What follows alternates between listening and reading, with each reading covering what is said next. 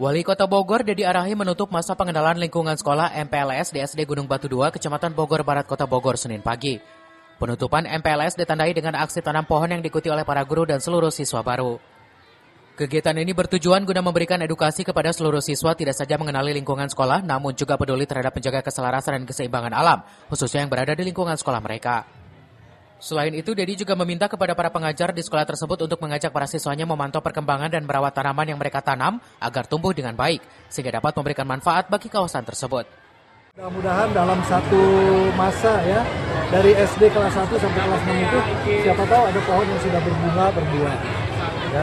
Jadi tujuannya adalah lebih mengenalkan kepada alam lingkungan dan mengajarkan mereka bagaimana kita bersama-sama melestarikan alam dan lingkungan. Dedi berharap aksi tersebut menjadi sebuah simbolik yang dapat diikuti pula oleh sekolah-sekolah lain di Kota Bogor, guna memberikan ruang pemahaman baru bagi para siswa terkait pentingnya menjaga pelestarian alam dan lingkungan. Dari Kota Bogor, Herman Bons melaporkan.